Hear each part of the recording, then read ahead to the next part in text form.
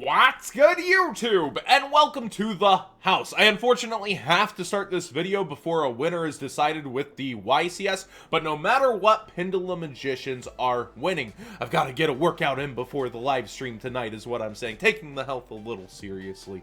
So, Kamal Crooks of PPG finds himself in another finals against Andreas Espinoza, who I believe has uploaded on the channel before. First place with spirals in a different format. So no pushover over here across from Kamal Crooks, but I would say definitely the favorite to win. We'll see who pulls this one out, but let's talk about the diversity and also not diversity of this top cut and the amazing names with TeamSamx1 atop Swiss.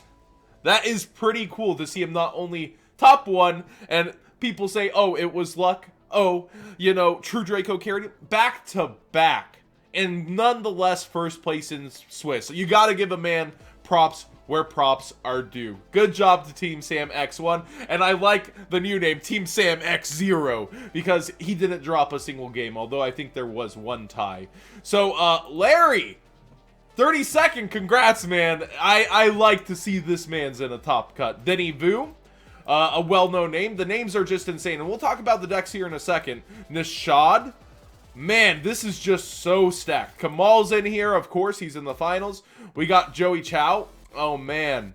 Andreas here, who's in the finals. Jesse Flores, Texas, man, with Gym Knights in the top cut as well. Paul Cooper, oh man, I haven't seen that man in a while. Congrats, Paul, on topping. Asala, world's competitor here, but Jeff Jones as well as Joel White. Ojama White. Oh man, this is just so stacked. So many amazing and good players in here. Jeff Jones with 60 card dinosaur of all things. I think Voltage has started doing media, so do look forward to that. I would think on Voltage's page. We've also got Gally. Man, he's up in here. Max Reynolds, so relationship goals. Topping with your boyfriend at a YCS. BB. Up here, also in the World's Race, I think he's atop the leaderboard, so he's definitely happy to clinch that second place. Really, really just what a tight top cut. This is actually insane. It's crazy, the amount of tops that are in this top cut. So, for those counting, that's 12 Pendulum Magician decks. 8 True Draco decks. This is what I mean by not so diverse. 20 decks taking the slots are one or another. But then a surprising amount of Trickstars compared to past events. 4 Trickstar decks, with Ojama White being one of them. We've also got 3 Metal Foe decks stacking it up in there, and 1 made it all the way till top 4. Metal Foes are really proving that perhaps it's not the Pendulum Magician part that's the problem. Perhaps it is Electromite. They're really racking it up, and I feel like it's a little more balanced than Pendulum Magicians, but it's proving its worth. 2 60-card dinosaur decks, and they ended up having to face each other, as did the Metal Foes in top 16. What unfortunate pairings. 1 zombie plant deck, I guess in Yu-Gi-Oh! The game where the zombies and the plants get along. 1 Gym Knight deck, and 1 Mech Knight Invoke deck. I see that they kind of stay away from calling it an FTK or recognizing the first turn kill aspect in the coverage, but it should be interesting now that we've gotten multiple tops with the strategy to see if Konami takes it seriously on the upcoming Forbidden and Limited list, since they typically don't like FTK strategies, but they don't really hint on its kind of, they just call it a Gym Knight deck. So, it says there's a nice variety in top 32, although Pendulum Magicians and True Dracos are leading the pack. Follow the coverage to see which Duelist decks make it into the finals. Well, we know that now Pendulum Magicians mirror in the finals, taking it out, but it was a well-fought place for the other decks. We've got, in the top 16, it goes down to Pen Magician versus True Draco, Pen Magician versus Trickstar, Metal Foe versus Metal Foe, making sure that one makes it to top 8. True Draco versus Pins, Mech Knight versus Pins, basically a lot of people having to fight the Pins. But then we've got Jeff Jones 60-card dinos versus Aaron Levy's 60-card dinos. Jeff unfortunately falls here and Aaron moves on. Jesse Flores, Gym Knights versus Mason's Trickstars, and then True Draco versus True Draco. So 3 mirrors actually in the top 16, kind of ensuring that diversity carries over into the top 8. And then as it slims down, we have Kamal with Pin Magician versus Pin Magician.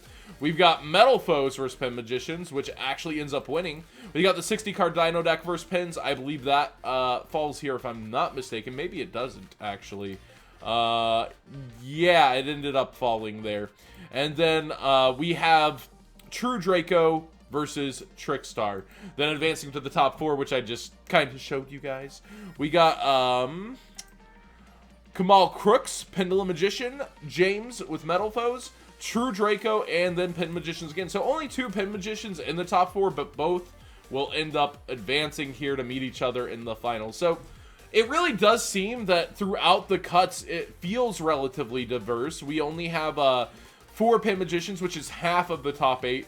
But then we see it carry on to a 50% Pendulum Magician ratio throughout the top cut.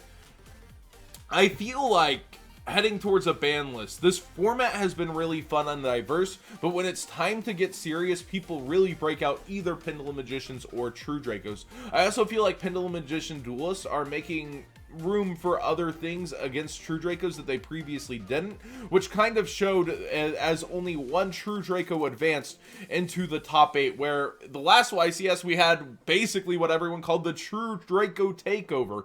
I think a lot less people will be begging for a Mono Iwado to be the most overpowered card hit, but I still think True Dracos need to be hit for consistency's sake in some way, shape, or form, and Diagram's likely to end up in the Megaton, so who knows how they're going to approach the consistency. If they'll actually hit Diagram before they need to resell it, we'll see what they're going to do. I know in Japan, Diagram was common, so this is a really interesting turn of events to see, like, still rather diverse, but, you know, 20 of the top cut decks between 2 decks also kind of shows that there's domination within the format. But I like that other decks can compete. I like that you can have rogue choices. I like that you're able to basically play what you want and have a realistic chance, rather than it having to be one of 3 decks as we've seen in other formats. What do you guys think of this? This is pretty crazy, the amount of pro names too. Like, we see dedicated players that have stayed with the game, and now it's really, I don't think we've seen a stacked top cut like this in a long time. Max and Jeff, Joel White, Paul Cooper, man, that's a throwback. Asala. There's so many big names in this top cut. It's just so funny to see the best atop them all. Number 1, Sam. Man. By the way, you might have noticed something subtle below me. This new code does go to support the channel directly at Yu-Gi-Oh! Singles. Myself and Robbie Cole will benefit when you use it. It's 5% off at Yu-Gi-Oh! Singles. I'm not really going to change my content other than showing when they have sales. I've always shown when they've gone live on pre-sales, but if you use this code, it goes live on April 29th when the flood pre-sales begin. New Zealand time, midnight. You'll be saving yourself a bit of money and helping out the channel. Again, I feel like it's really weird to see this event heading towards the WCQ. It makes me feel like Konami might consider that there's not much to do, since they feel like there's a lot of diversity. But they also kind of hint in their writing that they acknowledge the leaders of the pack. So there's not a single invoked, is there? Oh no, there's 1 Mech Knight invoked made it. 1 Mech Knight invoked, huh? The single invoked deck. I feel like the OCG was really harsh on invoked, and it may not end up getting hit here as well. I'd have a sneaking suspicion that Invoke's gonna get hit, but now it just lessens and lessens. Like, I really am thinking about getting the deck in real life, and this kind of enforces it, but I'm still gonna wait to see that ban list before I decide on it for WCQ season. Oh man, there's just so much speculation on the ban list, and you really see that how this is gonna weigh on it. Like, I don't think they mentioned Pendulum FTK as any of the Pendulum decks either. So, and they acknowledged it as an FTK previously. So unless they condense that, none of the top decks are Pendulum FTKs, unless they're avoiding that word right now. Do we need to hit Pendulum FTK? I would think so. I don't want to go to an event and lose to that personally, but people seem to be sticking to regular Pin Magicians, and it's been a bigger percent of the top cut as well. Oh, I'm ready for this season, boys. This was an amazing YCS. This was so hype, and let's actually see. Let's see if we have an update to the winner. Nope. Giant card. Hey, True Nade. Joey Lynch! Yo! Taking down a Hey True Nade. Nice. So, there you have it. That's actually hilarious. There you have it. YCS Memphis in kind of a nutshell.